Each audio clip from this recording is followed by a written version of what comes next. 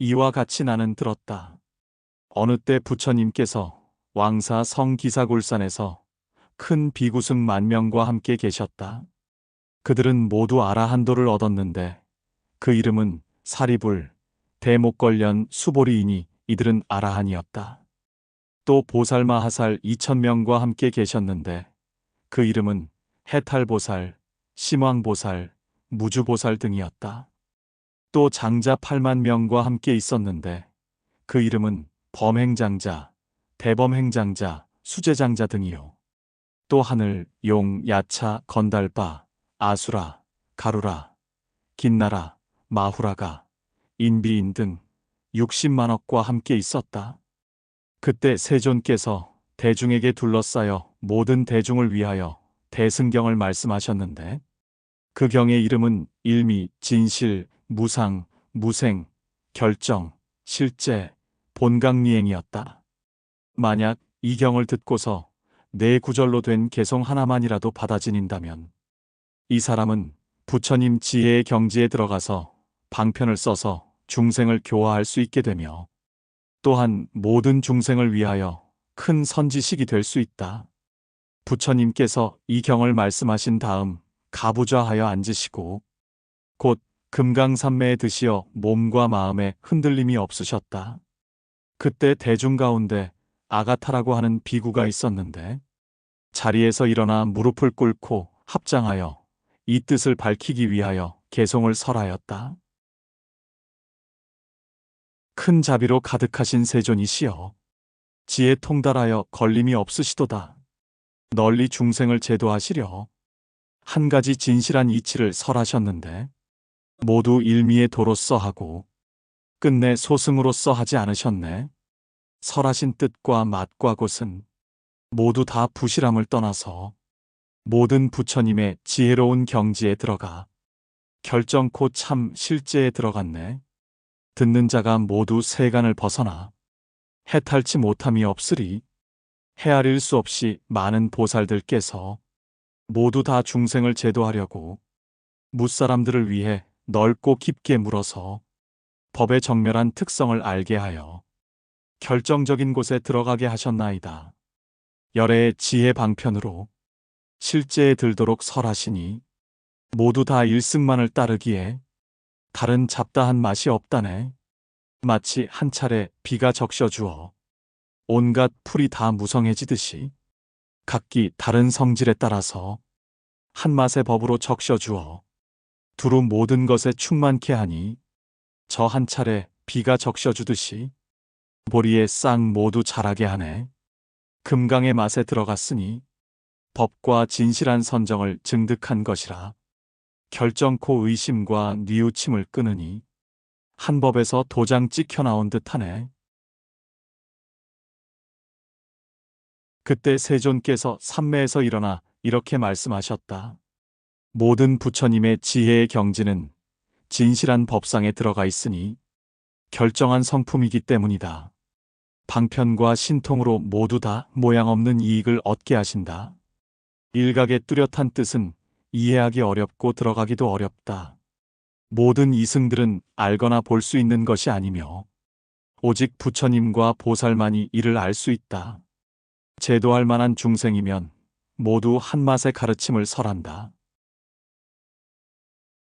그때 해탈보살이 자리에서 일어나 합장하고 꿇어앉아 부처님께 말씀드렸다. 세존이시여, 만약 부처님께서 멸도하신 후에는 정법이 세상에서 사라지고 상법이 세상에 머무는 말법의 시대가 되어 오탁 중생이 가지가지 많은 악업으로 삼계에 윤회하면서 거기서 벗어날 기약이 없을 것입니다. 부디 부처님의 자비로 후세의 중생을 위하여 일미요 결정된 진실을 널리 말씀하시어 저 중생들을 똑같이 해탈하게 하소서. 부처님께서 말씀하셨다. 선남자야, 너는 나에게 세간을 벗어나는 원인을 물어 중생을 교화하고 그 중생들에게 세간을 벗어난 과를 얻게 하려고 하니 이 불가사의한 하나의 큰 일은 내가 대자와 대비를 쓰기 때문이다. 내가 만약 설명하지 않는다면 곧 간탐에 떨어질 터이니 너희들은 일심으로 자세히 들어라. 너희를 위해 설명해 주겠다. 선남자야, 중생을 교화하려거든 교화한다는 생각을 내지 말아야 하며 교화함이 없다는 생각도 일으키지 말아야 그 교화가 큰 것이다. 저 중생들로 하여금 모두 심과 아를 떠나게 해야 하는 것이니 모든 심과 아는 본래 공적한 것이다. 만약 공한 마음을 얻으면 마음이 환상을 지어내거나 변화하지 않을 것이요. 환상과 변화가 없으면 생멸 없음을 얻을 것이니 생멸 없는 마음은 환화가 없는 그곳에 있다. 해탈보살이 부처님께 아뢰었다. 세존이시여, 중생의 마음은 성품이 본래 공적하고 공적한 마음은 체에 색상이 없는데 어떻게 닦아 익혀야 공한 마음을 얻을 수 있습니까? 부처님의 자비로 저희를 위하여 부디 말씀하여 주옵소서. 부처님께서 말씀하셨다. 보살이여, 마음의 온갖 모습은 본래부터 근본이 없으며 근본 자리가 본래 없으므로 공적하여 생하는 일이 없다. 마음이 생하는 일이 없으면 그대로가 공적에 든 것이요.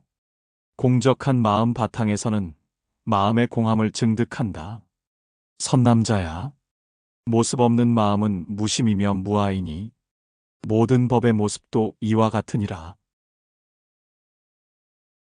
해탈보살이 부처님께 아뢰었다. 세존이시여, 일체 중생 가운데 아에 사로잡힌 자와 심에 사로잡힌 자를 무슨 법으로 깨닫게 하여 그 중생들을 이 속박에서 벗어나게 할 수 있겠습니까? 부처님께서 말씀하셨다. 선남자야, 아집에 사로잡힌 자에게는 12가지 인연을 관하게 하라.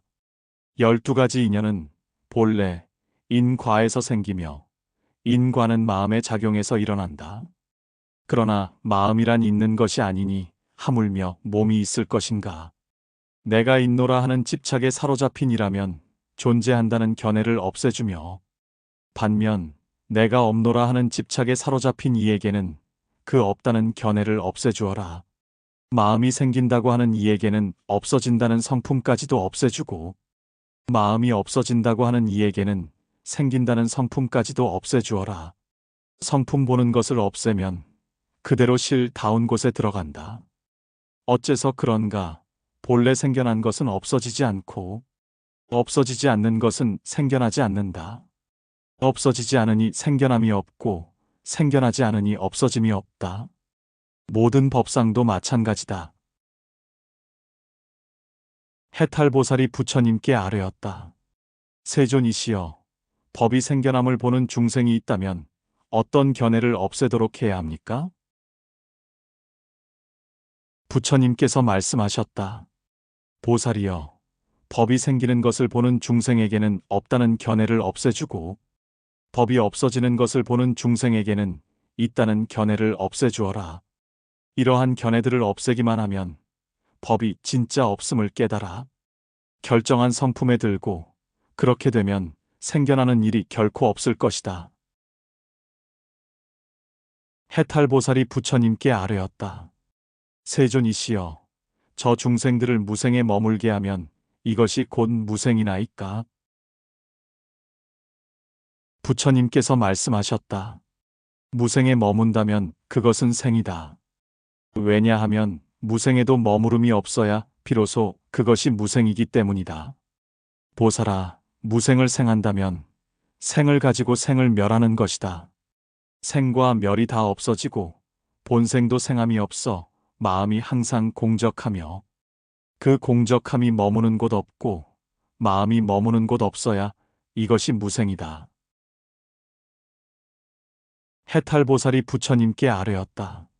세존이시여, 마음에 머무름이 없는데 무슨 닦고 배울 것이 있습니까? 유학이라야 합니까? 무학이라야 합니까? 부처님께서 말씀하셨다. 보살아, 생함이 없는 마음은 나왔다 들어갔다 하는 마음이 아니다. 본각인 열애장이므로 그 성품이 고요하고 움직임이 없다. 유학도 아니고 무학도 아니다. 배움도 배우지 않음도 없는 것이 무학이며 배움이 없지 않다는 그것이 바로 배울 바가 된다. 해탈보살이 부처님께 아뢰었다. 세존이시여, 열애장의 성품이 고요하고 움직이지 않는다는 것은 무슨 뜻입니까? 부처님께서 말씀하셨다. 열애장이란 무엇인가? 생멸하는 사려의 모습을 말한다. 이치를 숨겨서 드러나지 못하게 하므로 열애장이라 하며, 그 본성은 고요하고 움직이지 않는다. 해탈보살이 부처님께 아뢰었다. 세존이시여, 무엇이 생멸하는 사려의 모습입니까? 부처님께서 말씀하셨다. 보살이여, 이치에는 긍정과 부정이 없다. 긍정과 부정이 있다면 모든 망념이 생겨나니 천가지, 만가지 생각이 곧 생멸하는 모습이다. 보살이여, 본각의 성품과 모습을 살펴보았더니 이치가 자연히 만족되어 있다. 그러니 천가지, 만가지 생각은 도의 이치에 도움이 되지 않으며 헛되이 움직이고 산란케 하여 본래의 심왕을 잃는다.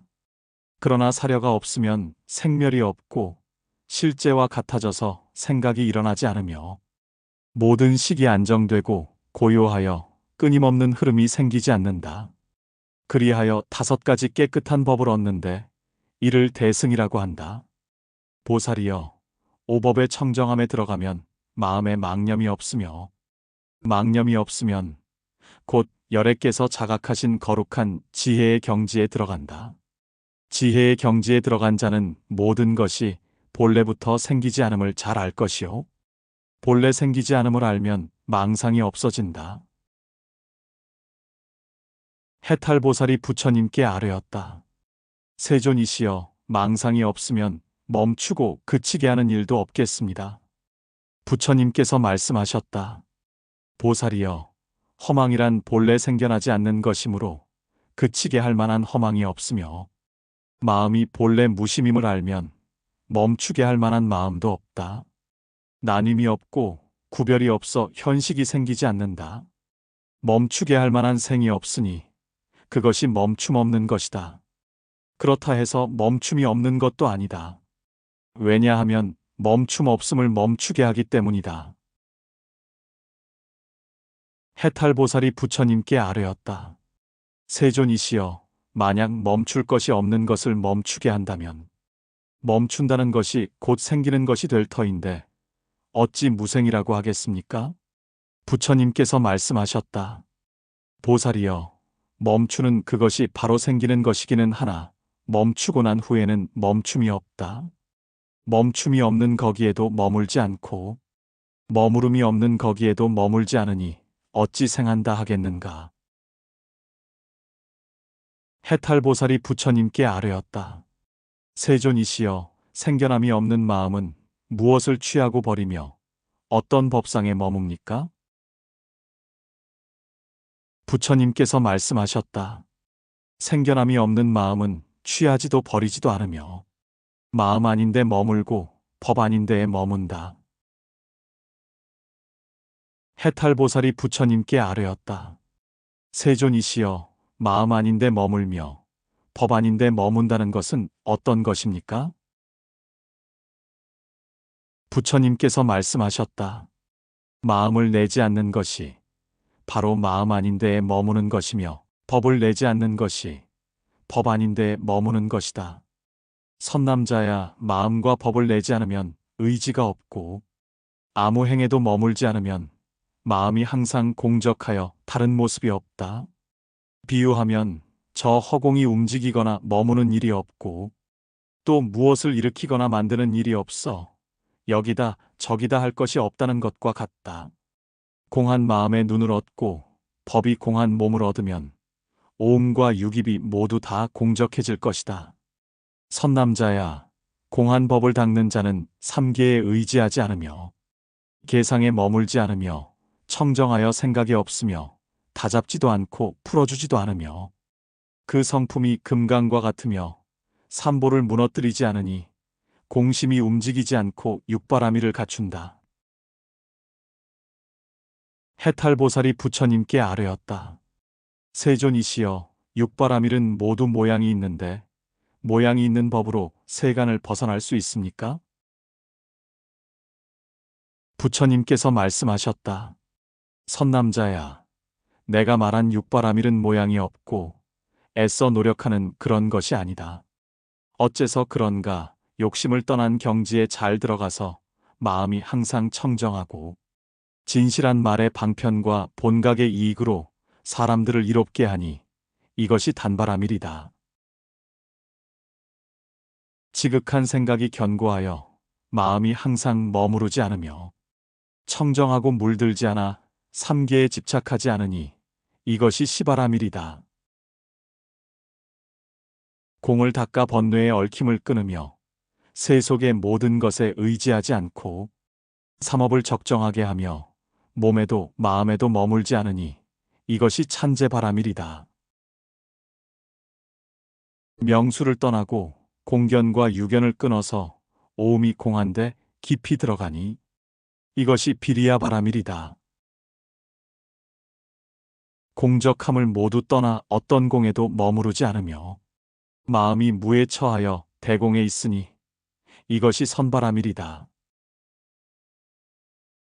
마음에 마음이라는 상이 없으나 허공을 취하지 않으며 모든 행위 생하지 않으나 정멸을 증득하지도 않으며 마음에 출입이 없으므로 본성이 항상 평등하며 모든 법의 실제가 한결같이 결정된 성품이므로 그 어떤 단계에도 의지하지 않으며 지혜에도 머물지 않으니 이것이 바냐바라밀이다. 선남자야, 이 육바라밀은 모두 본각의 이로움을 얻어서 결정한 성품에 들어가 초연히 세간을 벗어나 걸림도 없고 해탈도 없다. 선남자야, 이와 같은 해탈법의 모습은 모두 상도 없고 행도 없으며 또한 벗어났다거나 벗어나지 못했다는 구별이 없다.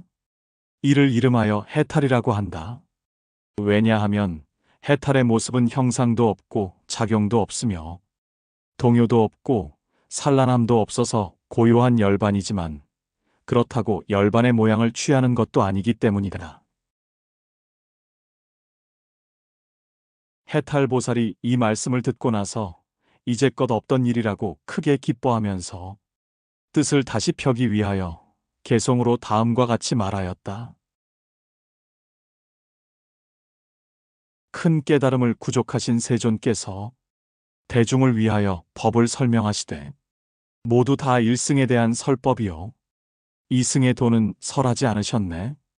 일미의 모양 없는 이로움은 마치 저 큰 허공과 같아서 받아들이지 않는 것이 없으니 제각기 다른 성품을 따라 모두 다 근본 자리를 얻게 하시네.